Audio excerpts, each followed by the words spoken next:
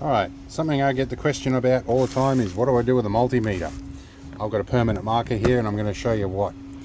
I'm in the field for about a month and I'm working with this guy. Sadly, somebody has passed away, which has necessitated me being in the field, and this is going to need to get utilized. Problem is the batteries go flat all the time and he's always asking me how do I check the battery voltage. I'm going to be fixing that by putting a voltmeter in there, but in the meantime I'm going to teach him about multimeters. We picked a cheap one up and the J-car guys tell me they're not always that accurate, and if you blow the fuse, throw it away, that's fine. We just need to know, is the battery good or is the battery not good?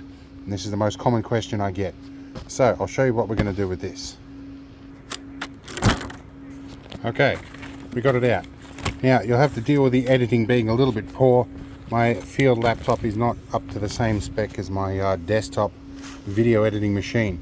Now, first thing you need to know about these meters is this little indicator here. It's a little arrow shaped bit, but I'm just going to color this in with a marker. Now, if you're doing auto electrical stuff, which seems to be popular, really the only thing you're going to want to know about is this one here. Okay, the 20 volt range on the DC. Now, the straight line with a dot means DC, wavy line means AC. You don't want to use this meter with anything in that range. Don't plug it into mains. These leads are not rated for mains. Where do you plug the terminals? Well, the red one, also known as the positive, goes into the volts, ohms and milliamps one. The black goes into the common. If you're measuring current, you use this one. We don't care about that, we just want to know about auto electrics. Now, you will never put 10 amps through these without these things melting. They are universally poor quality. Let's get on with it. Okay, we've jumped over to the battery. Here's our meter.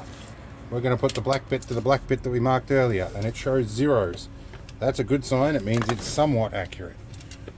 Black to the black, which is also signified by a straight line over here. That's our negative. Red to red, and we'll see, we start to see numbers on the meter. See if I can put it where the camera can see it. Alright, see numbers, that's 12.6 volts. That's pretty handy. If you put it backwards, you'll see a little minus come up to show you're in the negative voltage. You'll still give you 12.6, but the negative means you've got the polarity backwards. Handy if you have two mystery wires in a car and you're not sure what the polarity is. So if you have a minus, it means you should be the black should be the red and the red should be the black. Swap them around just to check. So if you ever need to work out polarity, that also works. That's pretty much the extent of what you'll need to do with a meter like this. It's pretty basic.